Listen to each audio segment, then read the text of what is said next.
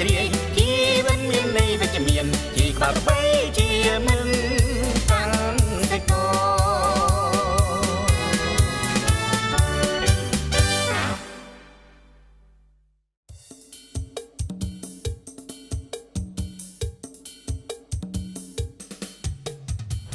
តើអាក្រូតែនជាអ្វីអាក្រូតែនជាផលទៅលើប្រសិទ្ធភាពប្រើប្រាស់នៃជីអាសូតយ៉ាងដូចម្តេចខ្លឹមសារជាក់ស្ដែងនឹងត្រូវបានអនុសាស្ត្រាចារ្យបណ្ឌិតម៉ៃថាន់ហ្វុងណែនាំលម្អិតជំរាបសួរបងប្អូនកសិករនិងទស្សនិកជនជាទីគោរព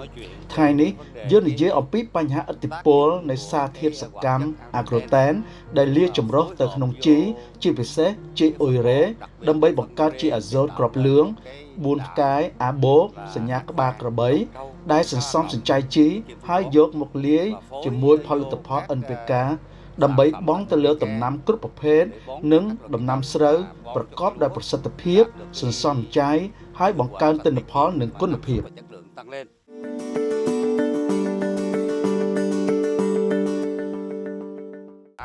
តើអាក្រូតែនគឺជាអ្វីអាក្រូតែនគឺជាសារធាតុសកម្ម N-butyl thiophosphoric triamide ជាលទ្ធផលនៃបច្ចេកវិទ្យាជឿនលឿនរបស់អ្នកវិទ្យាសាស្ត្រអាមេរិកហើយត្រូវបានក្រុមហ៊ុនភាគហ៊ុនជីបណ្ឌៀងយកសារធាតុសកម្មអាក្រូតែននេះមកពិសោធន៍ទៅលើដីស្រែវៀតណាមពិសោធន៍ទៅលើដំណាំផ្សេងៗនិងលាយជាមួយជីអ៊ុយរ៉េដើម្បីបង្កើតជាជីអាសូតក្របលឿង4ផ្កាយអាបូកដែលហៅថាជីអាក្រូតែនក្បាលក្របីហើយយកមកលាយចូលទៅក្នុងជី NPK ដើម្បីណែនាំបងប្អូនកសិករប្រើប្រាស់និងដាក់ជីសន្សំសំចៃហើយបង្កើនទិន្នផលនៃដំណាំ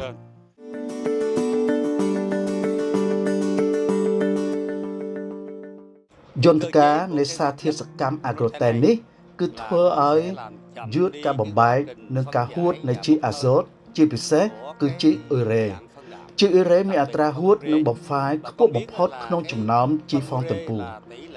ហើយដើម្បីសន្សំបរិមាណជីអ៊ុយរ៉េដែលរក្សានៅក្នុងដីនិងសម្រាប់ដំណាំនោះសារធាតុសកម្មអាក្រូតែននេះនឹងទប់ស្កាត់ការហួតនិងបំផាយរបស់អ៊ុយរ៉េ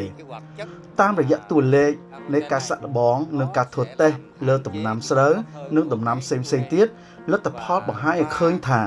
នៅពេលលាយអាក្រូតែននេះចូលទៅក្នុងជីវានឹងកាត់បន្ថយអត្រាបាត់បង់នៃជីអាសូត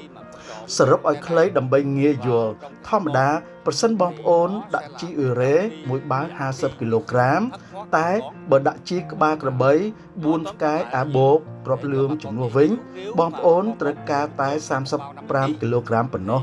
ពោលគឺសំចៃបាន15គីឡូក្រាមជីអាសូត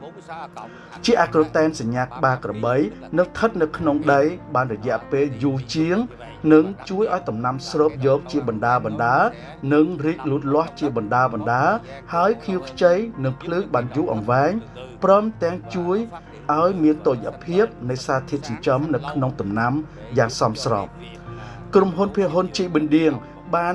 បញ្ចូលសារធាតុសកម្មនេះទៅក្នុងជី NPK ជាក់ស្ដែងចំពោះដំណាំស្រូវគឺបានផ្សំបញ្ចូលទៅក្នុងជីក្បាលក្របីអាក្រូតែនស្រូវ1និងជីក្បាលក្របីអាក្រូតែនស្រូវ2ដើម្បីជួយឲ្យបងប្អូនកសិករយើងប្រើប្រាស់បានងាយស្រួលអាក្រូតែនមានសារធាតុសកម្ម N-butyl thiophosphoric triamide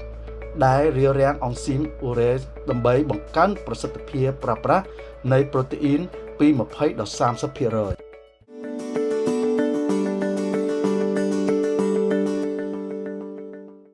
បងប្អូនគួរយកទៅទុកដាក់ថានៅពេលប្រើប្រាស់ជីដែលមានបច្ចេកវិទ្យាជឿនលឿនអាក្រូនេះពោលគឺសារធាតុសកម្មអាក្រូតែនបងប្អូនគួរអនុវត្តយ៉ាងខ្ជាប់ខ្ជួនតាមការណែនាំឧទាហរណ៍អាក្រូតែនស្រូវ1ដាក់ជីលើកទី1សម្រាប់ស្រូវ7ដល់10ថ្ងៃ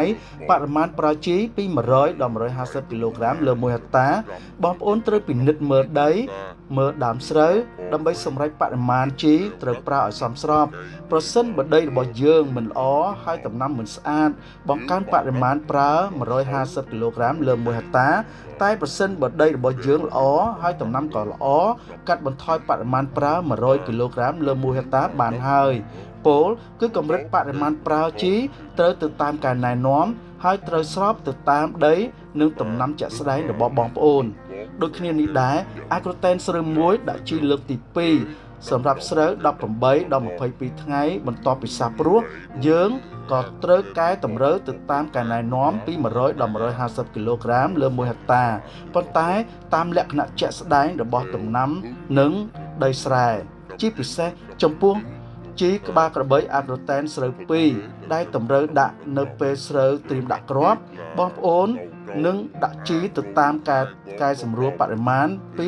100ទៅ150គីឡូក្រាមលើ1ហិកតាអាស្រ័យទៅលើពណ៌សម្បកនៃដើមស្រូវតើវាមានពណ៌ខៀវឬប្រៃលឿងពេលនោះបងប្អូនត្រូវដាក់ជីដោយពិនិត្យមើលមេឃមើលដីនិងមើលដំណាំដើម្បីដាក់ជីទទួលបានលទ្ធផលល្អបំផុតពេលប្រើជីក្បាលក្របីអាក្រូតែនស្រូវ1និងជីក្បាលក្របីអាក្រូតែនស្រូវ2